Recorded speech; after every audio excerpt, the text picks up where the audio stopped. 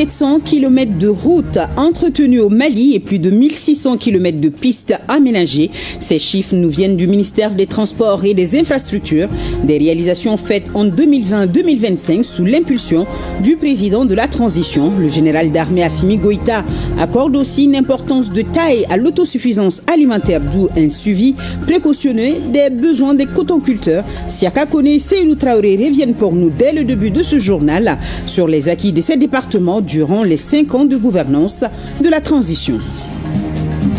Nous partirons à Kokofata dans les champs de Sungalo Bamba. Ça sera avec une forte délégation composée des sociétés coopératives de producteurs de coton au Mali accompagnés de la CMDT. Dans la capitale de l'Arachide, ils ont pris ensemble le pouls de la campagne qui se passe bien. Seul bémol, les cotonculteurs commencent déjà à être inquiétés par les jacides, un groupe d'insectes qui détruit tout à son passage.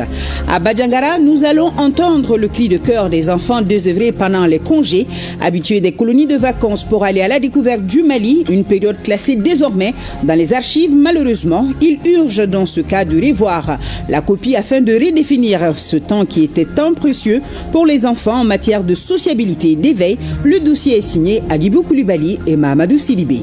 Notre rédaction s'intéresse ce soir à une pratique très particulière. Il s'agit de la prière pour les défunts.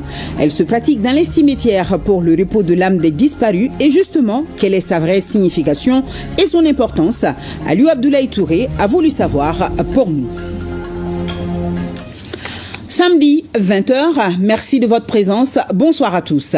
Enceinte du président de la transition à la tête du Mali, nous mettons ce soir nos projecteurs sur les acquis d'un département phare, le ministère des Transports et des Infrastructures. N'a-t-on pas l'habitude d'entendre que la route c'est le développement? Eh bien, les autorités de la transition l'ont comprise. En 2020 et 2025, plus de 8700 km de routes ont été entretenues au Mali et plus de 1600 km de pistes aménagées et divers ouvrages réalisés, des avancées qui résultent d'une forte volonté du général d'armée Assimi Goïta, chef de l'État, durant les 5 dernières années. Plus de détails avec Seydou Traoré.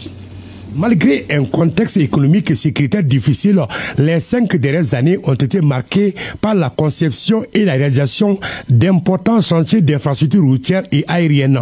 Sous la direction de Dambélé Madina Sissoko, le ministère des Transports et des Infrastructures a mené des projets innovants de modernisation de ces services, parmi lesquels on note la mise en place de Sigui Dolo, un système digital progressif de paiement qui a permis d'accélérer le traitement des documents de transport, de sécuriser les procédures et d'améliorer la qualité des services.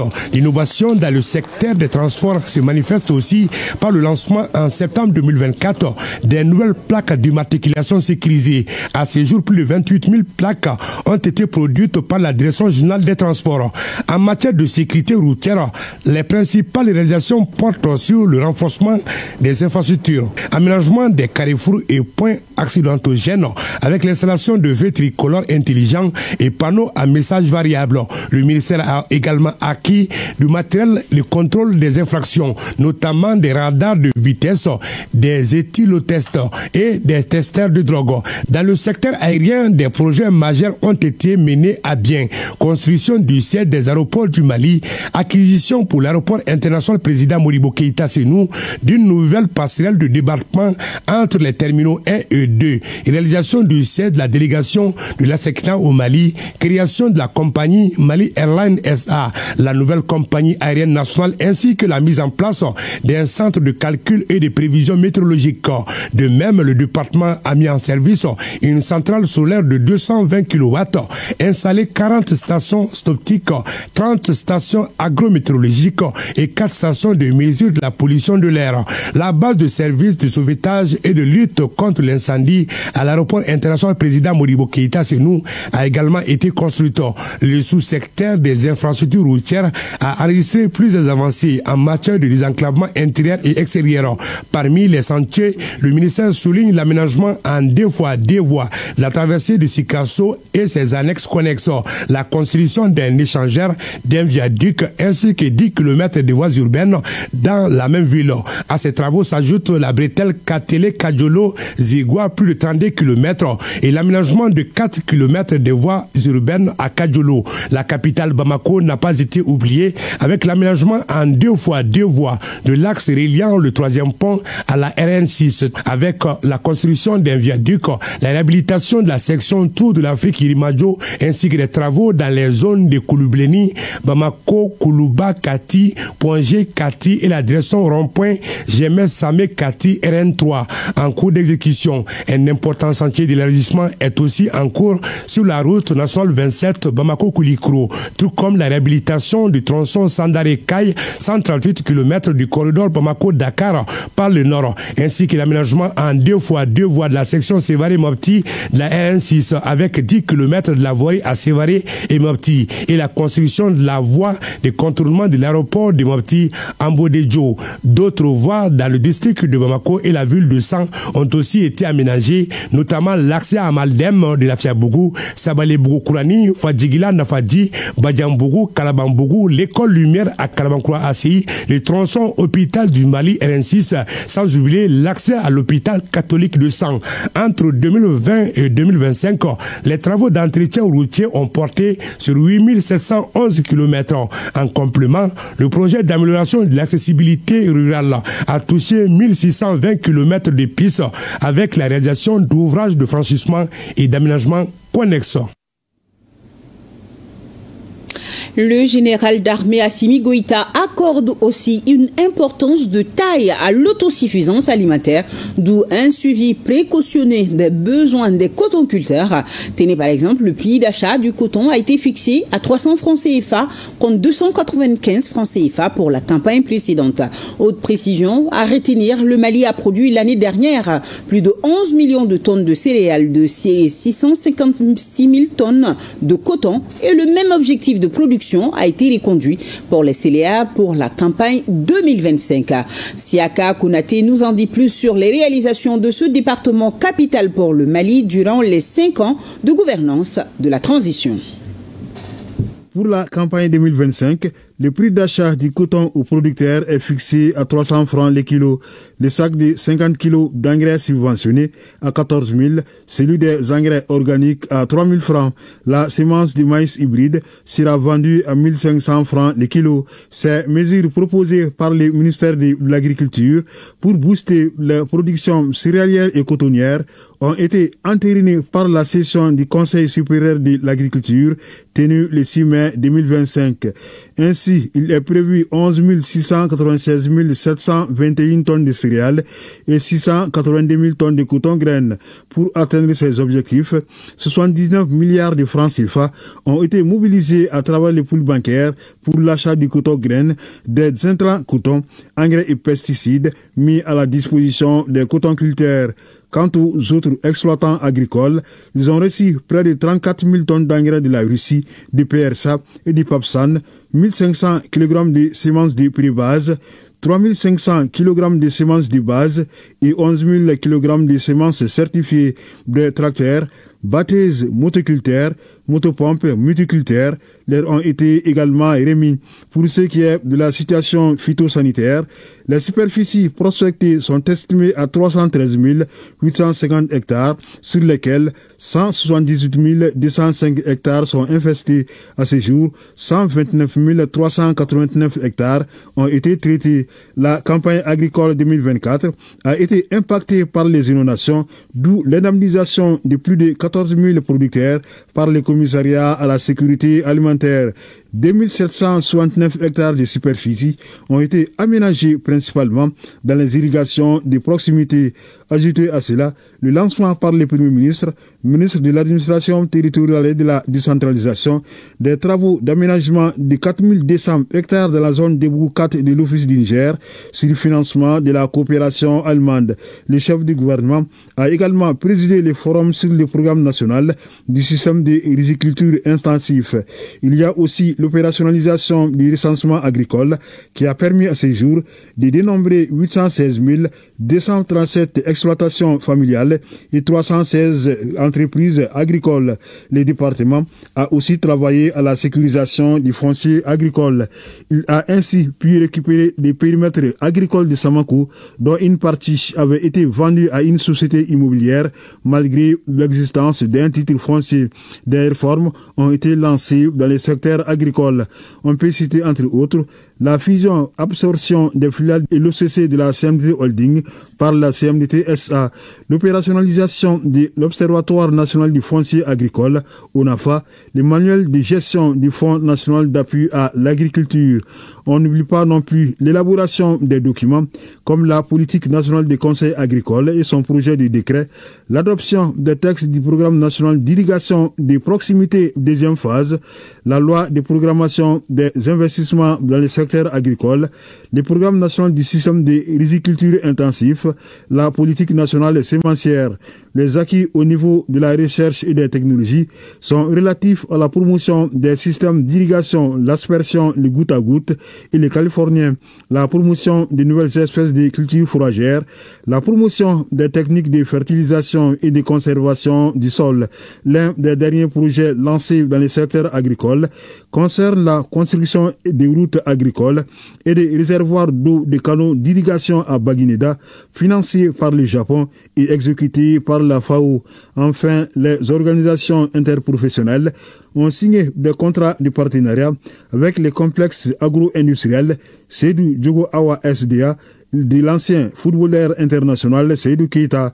Les premières s'engagent à fournir au second les matières premières comme le sésame, l'arachide, le soja à un prix convenu entre les deux parties. Et je vous invite à rester dans les champs. Je vous amène à Kokofata sur les 3 hectares de terres cultivables de Songalo-Bamba. Ça sera avec une forte délégation composée des sociétés coopératives de producteurs de coton du Mali accompagnés de la CMDT dans la capitale de l'Arachide. Ils ont pris ensemble le pouls de la campagne qui se passe bien. Seul bémol, les cotonculteurs commencent déjà à être inquiétés par les jacides, un groupe d'insectes qui détruit tout à son passage. De Kita, Mamadi Alioubari. La première étape de cette visite a eu lieu sur les 3 hectares de Songalo-Bamba à Kokofata. Ici, les parcelles sont en bon état. Cependant, les cotonniers commencent déjà à être inquiets par les acides.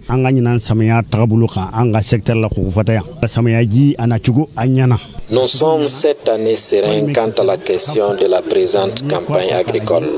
La pluie est favorable, le coton promet avec au moins 97% de réalisation. Les paysans ont perçu leur argent de coton, ce qui veut dire que la CMDT tient toujours ses promesses. Nous faisons face aux mêmes difficultés d'il y a 3 ans. Le retard d'acquisition des intrants. L'autre grande difficulté est l'anti-jacide. La deuxième étape a consisté en une rencontre directe avec les producteurs. Plusieurs points de préoccupation ont été abordés comme le retard dans le paiement des producteurs, les difficultés liées à la fourniture des engrais, ainsi que les impacts néfastes des acides sur les champs de coton. Je suis satisfait de cette visite qui a commencé par Kadiolo. Nous avons les nouvelles sur l'existence des jacides à Kita comme à Sikasso. C'est finalement la pure vérité. Mais il faut des efforts car autour du coton tout gravite pour le paysan. Depuis, les autorités ont été informées comme quoi nous avons encore été attaqués par les jacides qui sont très nocifs par rapport à la culture du coton. Vous savez, un champ, vous avez entendu ici que les traitements, il faut des engrais, en plus des engrais, il faut des pesticides, il faut encore ces produits spécifiques contre les acides qui feront que c'est eux qui supporteront toute cette manne financière. La délégation de la CMDT a aussi assuré les cotonculteurs que des mesures idoines seront prises pour prendre en compte leurs préoccupations. La délégation est allée présenter leurs condoléances à la famille du regretté Filimadi Koulibaly, victime de l'attaque survenue dans la nuit du 1er août dernier entre Faraba et Nerumba. Solidarité du ministère de la promotion de la femme à l'endroit des pupilles de la nation et aux femmes de Bolé et à d'autres femmes vivant dans des conditions difficiles. 25 tonnes de riz distribuées pour illustrer l'engagement de l'État à soutenir ceux qui sont dans le besoin. Soumaou Haïdara. Les bénéficiaires sont les pupilles de la nation, les femmes de Bolé ainsi que d'autres femmes vivant dans des conditions difficiles. Ce geste salué par tous vise à atténuer les souffrances et à apporter un soulagement concret à ces couches vulnérables de la société. Depuis le jour où mon enfant a été paralysé après avoir été battu, je reçois plusieurs dons de la part du ministère en charge de la promotion de la femme. Ces dons sont composés entre autres des riz, d'huile et d'argent. Je remercie Madame le ministre et prie Dieu de l'accompagner dans son travail. Vous savez qui parle de Bolé, d'abord, il y a 3 catégories de détenus. Il y a des femmes majeures, il y a les mineurs, il y a aussi des enfants, des petits-enfants qui accompagnent leur maman. Voilà, qui ont besoin de tels dons et vraiment pour encore atténuer la pesanteur carcérale. Vous savez, la prison elle est très difficile et souvent, ces dons comme ça permettent vraiment aux détenus de retrouver le moral. À travers cette initiative, le ministère réaffirme son engagement à soutenir les populations fragilisées et à promouvoir la solidarité nationale. Au-delà du geste matériel, c'est un message d'espoir et d'attention que le ministère souhaite adresser aux bénéficiaires. Vous n'êtes pas oubliés. La nation, par l'action de ses plus hautes autorités et de ses institutions, est et restera à vos côtés. Le ministère rappelle que la lutte contre la précarité est une priorité nationale. Chaque sac de riz distribué symbolise l'engagement de l'État à rester aux côtés des femmes et des enfants pour bâtir une société plus solidaire et inclusive, selon le secrétaire général. Un autre geste de solidarité émaillé d'encouragement, c'est à l'endroit des meilleurs élèves.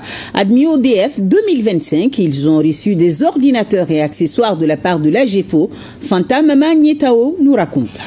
L'Agence de gestion du Fonds d'accès universel, AGEFO, en partenariat avec le ministère de l'Éducation nationale, s'est donné pour mission de faciliter l'accès aux TIC dans le milieu scolaire.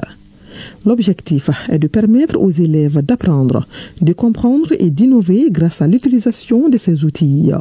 C'est dans le cadre de cette vision que l'AGEFO offre des ordinateurs et accessoires aux 3 meilleurs lauréats de chaque académie du Mali.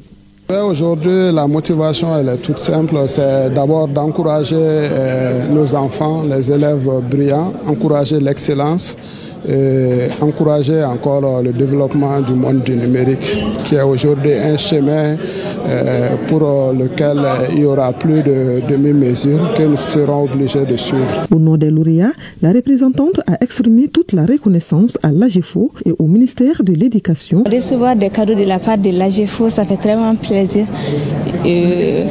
Ça montre que notre travail n'est pas inutile. Les efforts, tout ce qu'on a fait tout au cours de l'année scolaire, ça a payé au final. Ça donne vraiment du courage. Je tiens à les remercier. Merci pour tout ce qu'ils ont fait pour nous. Cette cérémonie qui s'inscrit dans le cadre de la célébration de l'excellence scolaire, de l'engagement et de la persévérance de nos élèves les plus méritants. Le ministre Si Savané a personnellement tenu à leur adresser ses chaleureuses félicitations. Chers élèves lauréates et lauréats, je vous adresse mes vives félicitations. Votre succès n'est pas fortuit.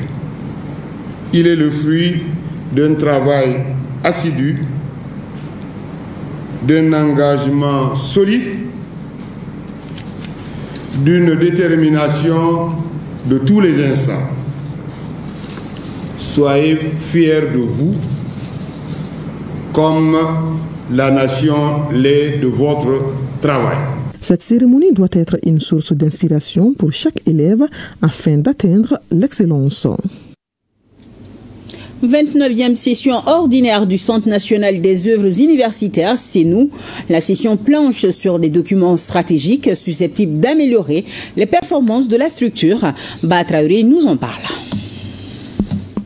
Malgré un contexte financier difficile, le CENU, Centre national des œuvres universitaires, présente un bilan acceptable au titre de l'année 2025 à mi-parcours.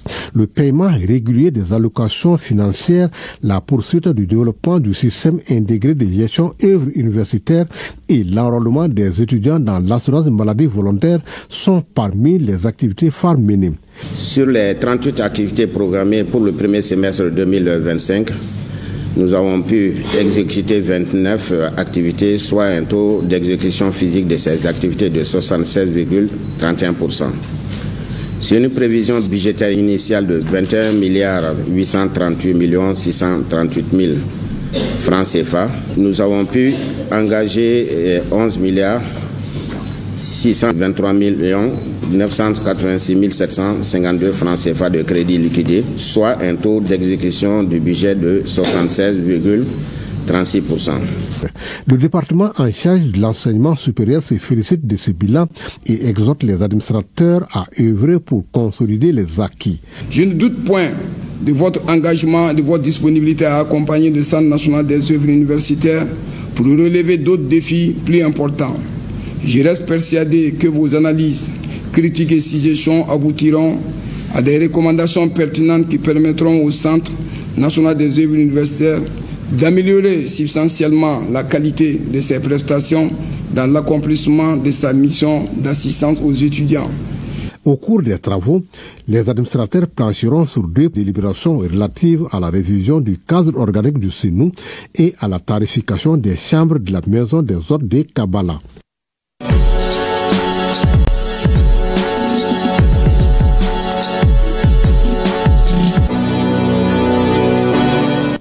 Dans notre grand format de ce week-end, je vous amène à Badjangara et nous allons entendre le cri de cœur des enfants désœuvrés pendant les congés, habitués des colonies de vacances pour aller à la découverte du Mali, une période classée désormais dans les archives. Malheureusement, il urge dans ces cas de revoir la copie afin de redéfinir ce temps qui était tant précieux pour les enfants en matière de sociabilité et d'éveil. Retrouvons nos correspondants sur place, Adibou Koulibaly et Mahamadou Sidibé. La colonie de vacances était à Badjangara un véritable creuset de transmission des valeurs sociales. Pour le chef du 2e quartier, son abandon marque une rupture regrettable avec les traditions qui fondent l'identité locale. La colonie de vacances, vous savez, les enfants, ils ont le savoir, c'est-à-dire les connaissances, mais ils n'ont pas vécu encore le savoir-faire. Donc une fois organisées les colonies de vacances, ils viennent, c'est pour palper. C'est pour entrer en contact direct avec la population, en contact direct avec la communauté. Plus loin, s'ils viennent par exemple, le plus souvent on organise des journées de danse traditionnelle, c'est tout le monde qui se retrouve. Et les Bambara, et les Peuls, et les Dougons dansent ensemble. Je vais plus loin. Vous savez, quand ces enfants-là arrivent, si par exemple, je donne des exemples concrets chez nous, ils viennent, ils ont appris à l'école la falaise, mais ils n'ont pas vu. Ils touchent maintenant. Ils ont entendu parler de la plaine, de la colline, directement. Ils se disent, voilà, c'est ce qu'on appelle la falaise. C'est ce qu'on appelle la colline. Du côté du service régional de la jeunesse, on reconnaît les efforts récents mais insuffisants. Malheureusement, on avait des initiatives, mais on n'a pas pu les réaliser. Car qui connaît la région de Badjangara depuis 2019 à nos jours a connu assez d'intempéries sécuritaires. Avant, Badjangara était une destination vraiment prisée pour les organisateurs des colonies de vacances en dehors de la région, en dehors du cercle de Badjangara. Bachir Tal estime que la colonie de vacances est un bon canal pour transmettre les valeurs morales et spirituelles. Dans notre contexte culturel et religieux, les colonies de vacances comptaient beaucoup et ça servait beaucoup. Des enfants, surtout des enfants qui venaient à Badjangara comme qui considéraient Badjangara comme un lieu touristique, ont eu beaucoup de faveurs. Nous, les autochtones de Badjangara ici, on a eu beaucoup de faveurs aussi là-dedans. On a eu les faveurs économiques, on a eu les faveurs sociales, on a eu les faveurs culturelles. J'ai une fois participé au camp des courants. À mon séjour là-bas, au début, je n'aimais pas, mais à la fin, j'ai beaucoup aimé et je voudrais y aller encore. Et pour Djeneba Kouriba, qui s'occupe de la scolarisation des filles, l'impact peut être encore plus grand chez les jeunes filles, souvent plus vulnérables à l'isolement ou au décrochage. Quand on dit colonie de vacances même, c'est un retrouvaille. de différentes localités. Ça peut être de la même localité, mais des enfants venant de différentes familles. Donc c'est une retrouvaille.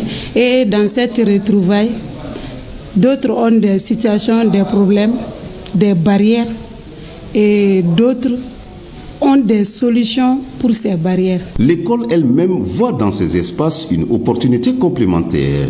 Pour les autorités scolaires, les colonies de vacances permettent de consolider les acquis pédagogiques. Nous estimons que les colonies de vacances sont une complémentarité de ce que l'académie organise en temps d'apprentissage ordinaire. L'école classique telle que nous la connaissons enferme l'enfant entre les quatre murs durant toute l'année, mais les colonies de vacances permettent aux enfants d'avoir en fait une attitude extravertie, vous m'excusez, vis-à-vis de l'extérieur. Alors ce qui leur permet d'embrasser de nouveaux horizons. C'est aussi une occasion de brassage pour des enfants venus de différents horizons, alors qui se croisent, n'est-ce pas, et qui vont vers des horizons inconnus et qui font d'autres découvertes. Les colonies de vacances ne sont pas un caprice ni une récompense réservée à une élite. Elles sont un besoin éducatif, social, culturel, surtout dans une région comme Badiangara où les enfants ont peu d'alternatives pendant les vacances. Ramener les colonies de vacances à Badiangara, ce serait offrir à tous les enfants une fenêtre sur le monde, sur eux-mêmes, sur leur avenir. Alors, le dossier est signé Agibou Koulibaly. Le ministère fédéral allemand de la coopération économique et du développement apporte son appui au renforcement de la sécurité alimentaire et nutritionnelle dans les régions de Mopti, Ségou et Badiangara. Boubacar Sankari Suleiman Tepsouké nous en parle. Financé à plus de 7 milliards de francs CFA pour une durée de 52 mois par le ministère fédéral allemand de la coopération économique et du développement, BMZ, le projet Tissal, transformation inclusive des systèmes alimentaires locaux dans le centre du pays, a pour objectif d'améliorer les moyens de subsistance des jeunes adultes en renforçant les chaînes de valeur centrales et résilientes dans les systèmes alimentaires des régions de Ségou, Mopti et Banyangara. Notre ambition est de soutenir les producteurs agricoles, je précise les agriculteurs, les éleveurs, les pêcheurs, en particulier les femmes et les jeunes dans l'adoption des pratiques agroécologiques résilientes au climat. Appuyer le développement de chaînes de valeur locales porteuses, créatrices d'emplois décents et de revenus durables. Le projet qui vient d'être lancé pour la région de Mopti va mener plusieurs activités en lien avec la sécurité alimentaire et la nutrition, l'agriculture et la résilience climatique, le développement économique, la cohabitation pacifique et inclusive. Nous allons investir sur la réhabilitation et construire des infrastructures agroalimentaires. Donc il y a certains producteurs qui seront accompagnés, équipés, il y a des infrastructures qu'on va mettre en place. Et puis il y a nos activités en termes d'accompagnement des structures communautaires comme les coopératives, en termes de la gestion économique.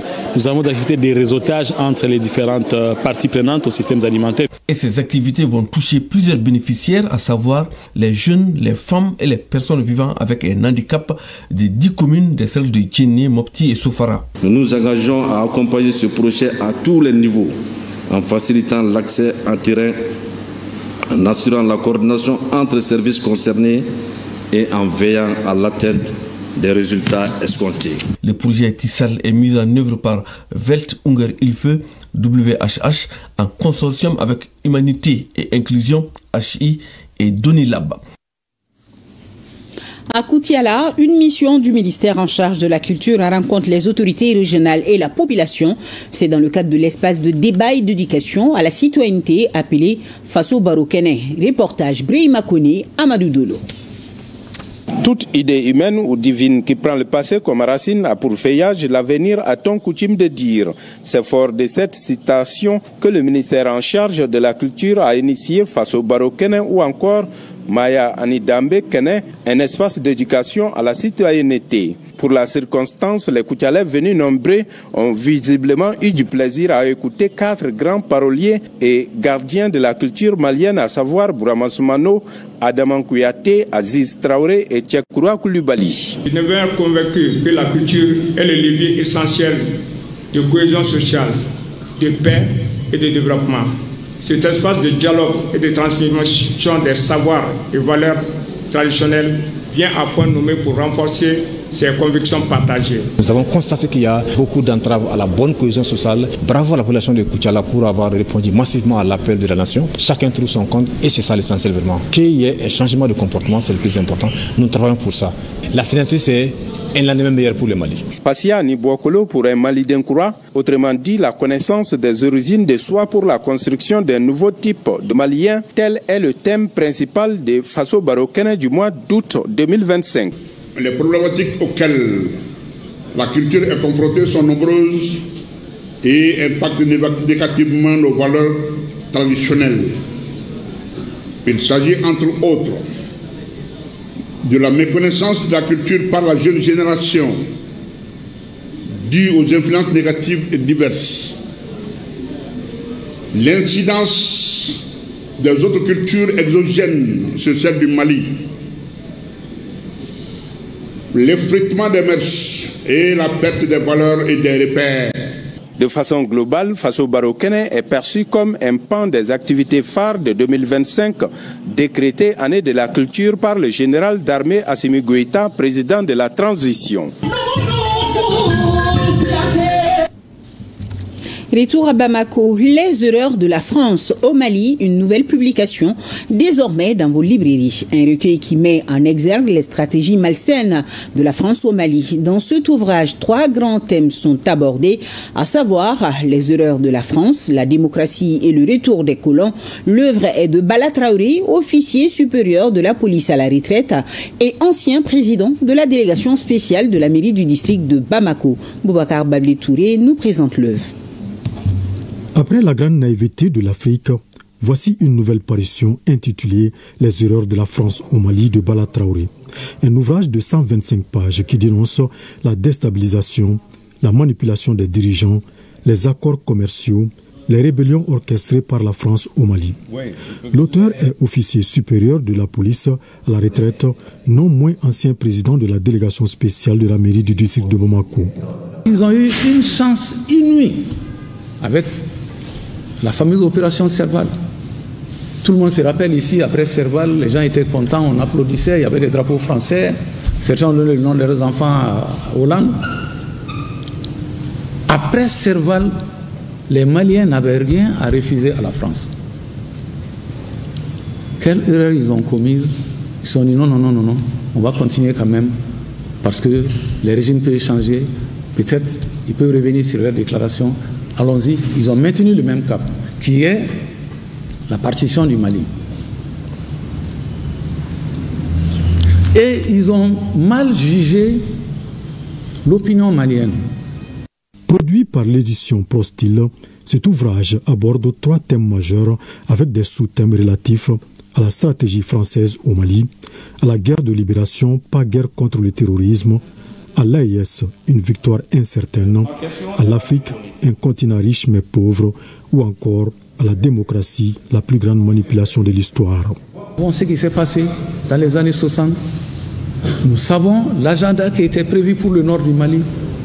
Nous savons que c'est resté une constante, que ce soit la droite ou la gauche qui gouverne la France. Il y a des fondamentaux qui sont restés. Faire en sorte que cette partie soit la réserve en hydrocarbures et en gaz de la France dans le futur, leur réserve à eux. Pour y aboutir, la solution était très simple. Faire la partition. Comment faire la partition? Encourager, soutenir une rébellion. Ce livre-là doit être traduit et publié sur les réseaux sociaux. Parce que même en France, ils ne savent pas exactement ce que fait les gouvernants français. Ils ne connaissent pas les problèmes qu'ils nous ont créés.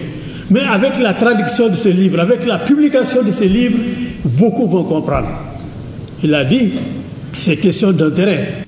Cet ouvrage porte à 8 les livres et romans publiés par Bala Traoré qui ne compte pas s'arrêter en si bon chemin. Des témoignages des amis et collaborateurs de l'auteur, des questions de compréhension des invités ont constitué les moments forts de la cérémonie de lancement.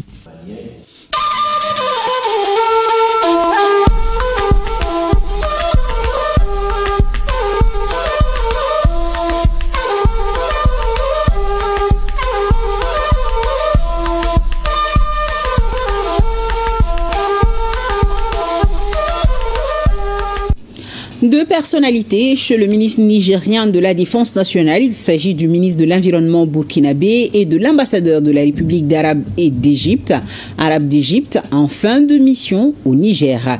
Laou Ali Moutari, Yazir Rabiou pour le compte-rendu. Pour sa première audience en cette matinée, le Premier ministre par intérim, le général d'armée Salif Modi, a reçu le ministre de l'Environnement, de l'eau et de l'assainissement du Burkina Faso, Roger Barro, président du Conseil des ministres de l'autorité du bassin du Niger. Il est venu présenter aux plus hautes autorités le nouveau secrétaire exécutif de l'ABN afin qu'il bénéficie des conseils du Premier ministre et également recevoir les orientations dans ce domaine. Nous sommes passés au Niger pour introduire le nouveau secrétaire exécutif à son Excellence, Monsieur le Président de la République, pour qu'il puisse lui donner les orientations des 9 chefs d'État. Parce que quand on dit l'ABN, c'est 9 pays qui constituent l'ABN, l'autorité du bassin du Niger.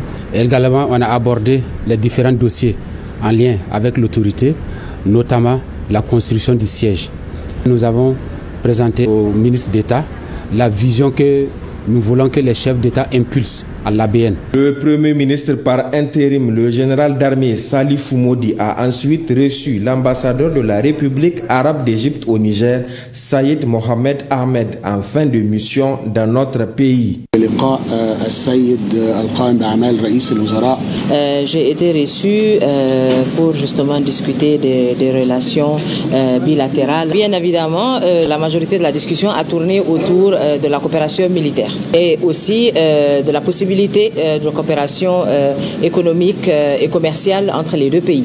Et les domaines dans lesquels la République arabe d'Égypte pourrait apporter son expertise, son assistance et son appui. La République arabe d'Égypte a notifié qu'il y aura une augmentation sur les bourses d'études et de formation pour les bénéficiaires nigériens. La République arabe d'Égypte a apporté aussi son appui et a confirmé son aide dans l'assistance de la République du Niger et aussi de l'État du Sahel dans la lutte contre le terrorisme. Il a surtout été question du renforcement des relations de coopération bilatérale et sous-régionale au service exclusif du développement de notre pays et de ses partenaires.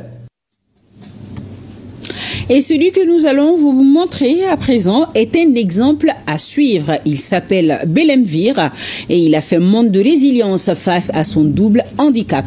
Il souffre d'une surdité congénitale, mais ce double handicap n'entrave en rien sa volonté de sortir de la précarité et de l'état de vulnérabilité dont ses semblables font l'objet dans la société.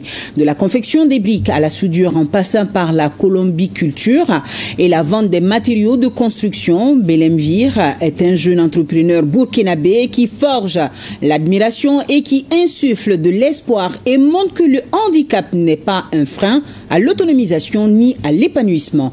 Martin Kaouga Ouedrago et Solange Guigma nous le présentent.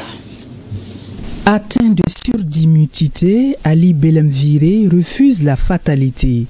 Après un bref passage à l'école classique, il décide de s'installer à son propre compte. Confectionneur de briques au départ, il s'est mis également dans la vente de matériaux de construction. Aujourd'hui, Ali Belemvir, malgré son double handicap d'audition et de la parole, dispose d'une entreprise florissante au secteur 4 de la ville de Kaya. Il faut dire que j'ai appris à confectionner les briques en observant le travail de mon père à mon jeune âge. Après la classe de CM2, je me suis lancé dans cette activité. Ensuite, j'ai mis en place une boutique dont la gestion est assurée par ma femme. Puis, je me suis intéressé à la soudure et la vente du ciment. L'élevage est une passion. Pour moi, tout travail est bon à prendre. De la confection des briques, la soudure, à la vente de ciment et agrégats de construction, en passant par le ferraillage et la colombiculture, Ali le sourd-muet touche à tout. Son entreprise, qui fonctionne sur fonds propres, dispose de 2 tricycles pour les besoins de livraison. L'idée est de sortir de l'état de vulnérabilité dont ses semblables font l'objet dans la société. Je ne suis pas de ceux qui aiment jouer à la victime. Je refuse de tendre la main avec les cahiers au bord des voies, comme certains de mes semblables le font. Moi, j'aime travailler pour subvenir aux besoins de ma famille et de mes parents. Mon travail m'a permis de construire une maison et d'autres que j'ai mis en location. J'ai pu réaliser tout ça grâce à mes économies. Pour communiquer avec la clientèle, il bénéficie de l'aide de 2 interprètes. Il se sert également de son téléphone ou d'un cahier pour passer ses commandes. Ses traducteurs sont Suleiman Sawadogo, un employé, et sa fille aînée qui vient d'obtenir son certificat d'études primaires cette année. Je suis très contente de ce que mon père fait. Il subvient à nos besoins et il a payé un vélo pour moi. Appuyer mon père dans la traduction avec les clients, ce n'est pas un fardeau pour moi, mais une fierté de l'aider à passer ses commandes à Ouaga. Je suis très fière de mon père. C'est une jeune entreprise qui emploie 12 personnes et contribue à la formation de bon nombre de jeunes, dont des sourds-muets. Certains se sont installés à leur propre compte. J'ai commencé à travailler dans son entreprise de confection de briques, mais c'est un travail qui me causait beaucoup d'ennuis de santé. Il m'a aidé à faire la maçonnerie. Présentement, ce travail me convient. Ça me permet d'avoir ma pitance et de me construire. J'ai appris à confectionner les briques quand j'étais tout petit. C'est ma mère qui me l'a recommandé et maintenant je suis employé ici. Cela me permet d'avoir ma pitance et d'aider mes parents. Mon patron ne parle pas ni n'entend pas, mais c'est un travailleur acharné. Il nous traite bien et nous paie correctement. C'est un homme intègre et son travail est apprécié de tous, de même que ses produits. Pour le commun des mortels, voir un sourd-muet détenir une entreprise qui intervient dans divers secteurs d'activité est une preuve de résilience face à la déficience auditive et de la parole. Son abnégation au travail, la rigueur dans ce qu'il fait et sa détermination à sortir de la précarité fait de lui un homme respecté dans son entourage. Je paye ces articles, les matériaux qu'il vend ici, des briques, je fais souder les portes ici, je paye également des dalles. Voilà. En tout cas, moi j'apprécie beaucoup non seulement la qualité des articles qu'il vend, de son matériel, et il est également moins cher. Facilement, il comprend les gens. Et ensuite, là où on pense qu'il va être dû, c'est le contraire. Quand on prend par exemple l'histoire de Orange Money, pour moi c'est extraordinaire de voir un sourd-muet qui fait en tout cas des échanges en Orange Money. Alors quand tu viens pour payer aussi, et surtout la question des chiffres là, non, on trouve que c'est facile. Donc moi-même je me dis que non, ce n'est pas un sourd-muet ordinaire comme les autres. Dans l'exercice de ces différents métiers, Ali Belem Viré a perdu des marchés par manque de patience de certains clients et le refus de tolérer la différence. Pour un monde meilleur et un vivre ensemble harmonieux, l'acceptation et la tolérance de la différence doivent être de mise.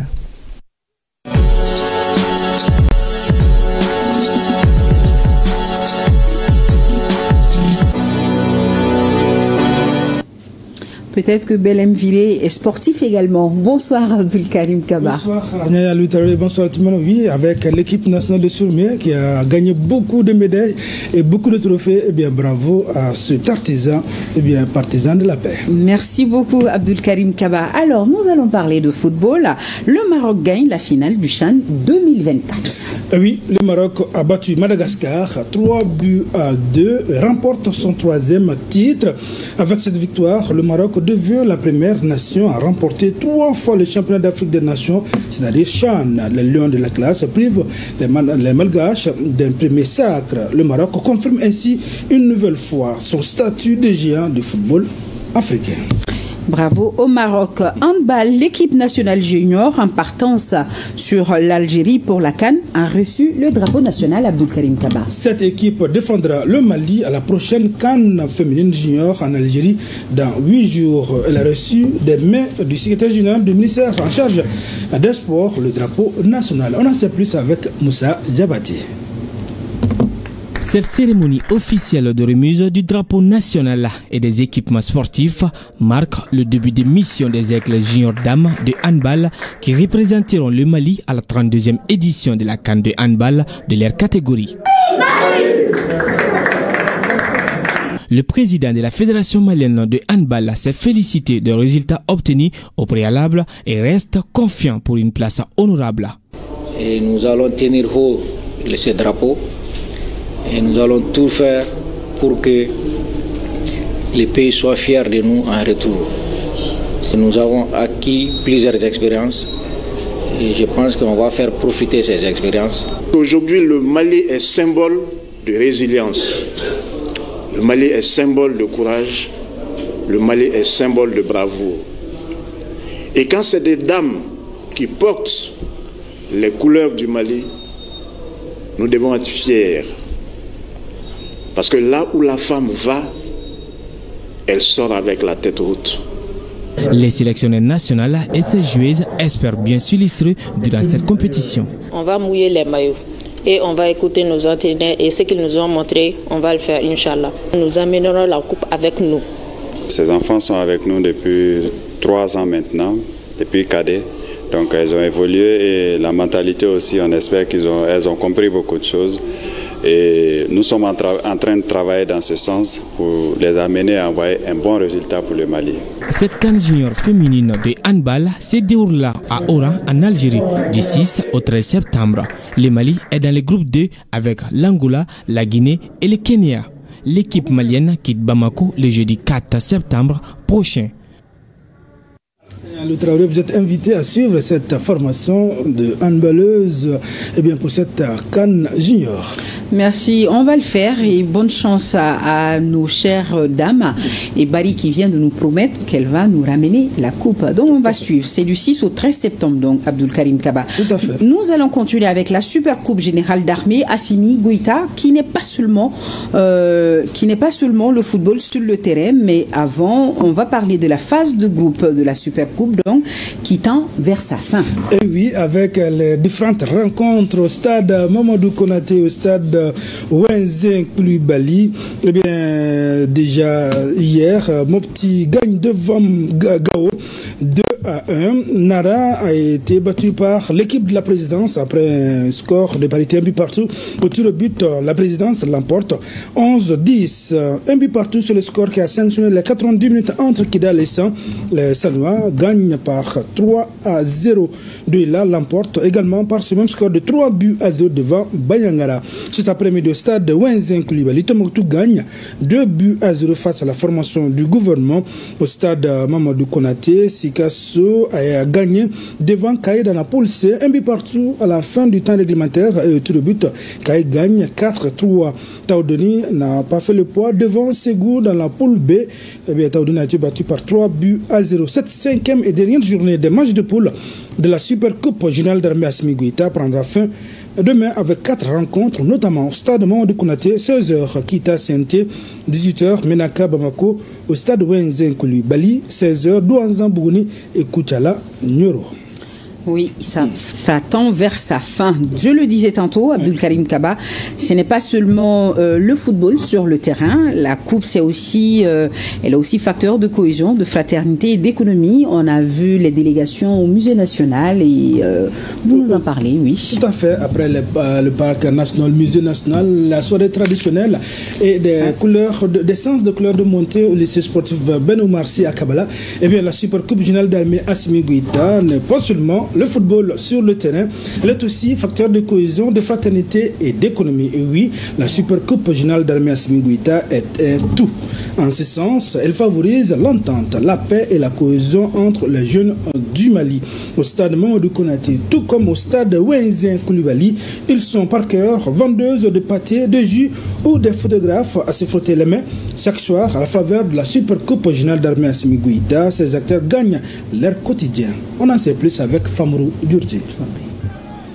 Au-delà du spectacle sportif et de l'engouement populaire, la Supercoupe de football général d'armée Assimi Goïta se révèle comme une véritable source de revenus pour de nombreux Maliens. Des photographes au parqueur et autres petits vendeurs de sachets d'eau, en passant par des vendeuses d'arachides et les détaillants de cigarettes, cette compétition profite à bien plus qu'aux seuls acteurs du ballon rond. Vraiment, Supercoupe, amsika beaucoup en Natougo Nyana, il y a 5 éditions là, l'édition d'Urunay. À chaque édition, les stades accueillent des centaines de supporters venus encourager leurs équipes. Cette forte affluence crée une opportunité en or pour les petits vendeurs. jama kun faralen ɲɔgɔn kan o marché fana kun ka di ni mais ɲinanta ye match kilalen no dɔ bɛ kɛ wenzena dɔ bɛ kɛ mor kunate la jama faralen tɛ ɲɔgɔn kan o de marché sumaya bolo dɔɔni. Les arachides grillées et fraîches se vendent très bien. Elles plaisent autant aux jeunes qu'aux adultes. Fila bɛɛ bɛ taa ni ɲɔgɔn ye balontan tiga ɲimi yɛrɛ de b'a to courage bɛ don i la balontan na donc depuis tournoi in daminɛna a diyara an ye kosɛbɛ a bonyana ma halisa Ala k'a kɛ ɲɛtaga ye. Et bien sûr, après avoir croqué les arachides, les boissons et les sachets d'eau fraîche deviennent indispensables. An kɔni b'an garijɛgɛ sɔrɔ yan diɲɛ don o don an bɛ Ala deli de u bɛ laɲini min kɛ pour que balontan ka yiriwa nin n'a ɲɔgɔnnaw an bɛ Ala de don o don Ala k'u sama ka na nati pour que an fɛnɛ ka dɔ sɔrɔ u kɛrɛfɛ. Ces petits revenus, parfois considérés comme marginaux, sont cruciaux pour de nombreuses familles. Même les parqueurs tirent leur épingle du jeu. Débat yɛrɛ daminɛ championnat jɔlen kɔ Assimi Goïta in commencé a ka ca Ala fɛ an b'an dahirimɛ sɔrɔ. Trajama emploi caman baara in na a bɛɛ b'a dahirimɛ sɔrɔ cogo so. Trajama emploi mɔgɔ b'an bolo parking baara trajama mɔgɔ 15 a bɛɛ b'a dahirimɛ sɔrɔ Ala ka denbaya la. An na vraiment an denbaya dahirimɛ sɔrɔ a la. La Supercoupe générale d'armée Assimi Goïta n'est pas qu'un rendez-vous sportif. C'est aussi un espace de vie, de rencontre et surtout une source de revenus pour des centaines de petits vendeurs. Elle incarne une forme de dynamisme économique à la base, souvent ignorée, mais pourtant essentielle dans le tissu social malien. Elle est surtout facteur de cohésion, de brassage entre les jeunes du Mali. Oui, pour la première fois cette année, la Supercoupe générale d'armée Assimi Goïta a vu la participation donc, des 19 régions du Mali, une première, et bien plus les institutions, c'est-à-dire la présidence, le gouvernement, le CNT et le district de Bamako. Environ 500 personnes des jeunes du Mali sont regroupées à la faveur de cette Coupe générale d'armée Assimi Goïta. Et vous nous dites que ça prend fin demain? Ça prend fin dimanche 7 septembre. Dimanche 7 septembre, plutôt, oui. C'est tout, Abdul Karim Kaba? C'est ce qu'il fallait retenir ce soir. On se retrouve demain? Inch'Allah. Merci beaucoup. Nous arrivons à un autre dossier de la rédaction. Notre légendaire curiosité nous amène à nous intéresser ce soir à une pratique très particulière. Il s'agit de la prière pour les défunts. Elle se pratique dans les cimetières pour le repos de l'âme des disparus. Et justement, quelle est sa vraie signification et son importance? Comment la pratique-t-on? Abdoulaye Aliou Abdoulaye Touré a voulu savoir pour nous. Depuis une dizaine d'années, le sexagénaire Foussine Diakité se rend régulièrement au cimetière de Hamdallaye pour se recueillir sur la tombe de ses défunts parents. Je viens au cimetière parce qu'il y a mes parents qui se reposent, tels que mon père, la grande sœur de ma maman, mes grandes sœurs et mes belles sœurs. Chaque vendredi, je souhaite toujours de venir au cimetière pour leur rendre visite. Omar Ndoye est assureur de profession. Lui aussi se rend au cimetière pour prier sur la tombe de sa défunte mère. Elle est décédée le 9 février 2025, donc cette année. Depuis qu'elle est décédée, tous les vendredis je viens.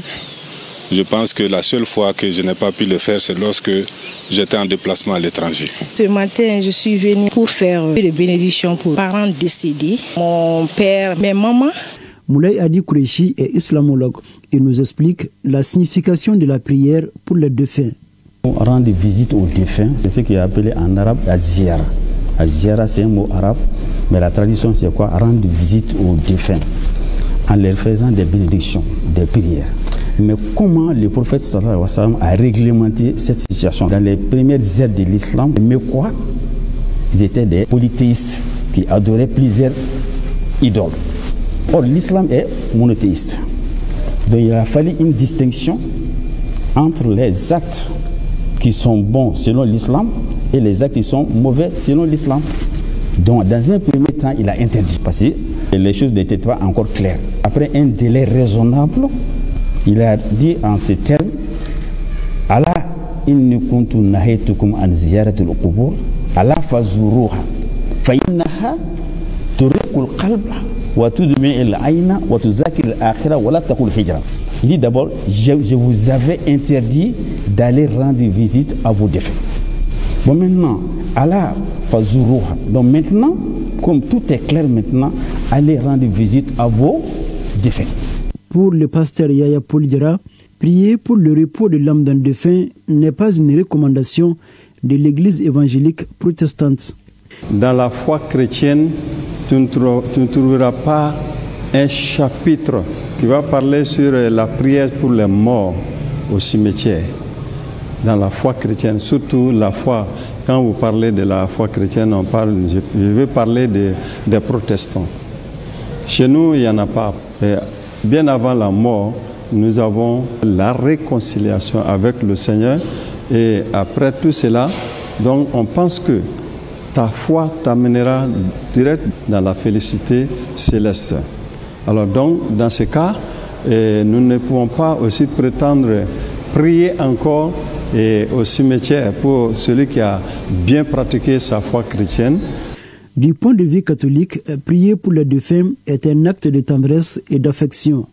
Cette pratique, elle est très ancienne dans l'Église et surtout l'Église catholique, parce que prier pour les morts et aller au cimetière, pour nous, est un acte de foi, un acte d'amour, un acte de charité. Étant donné que nous disons qu'il y a communion, pour les retrouver spirituellement, nous pensons que le lieu propice et indiqué serait le cimetière, qui d'ailleurs est un lieu favorable au recueillement.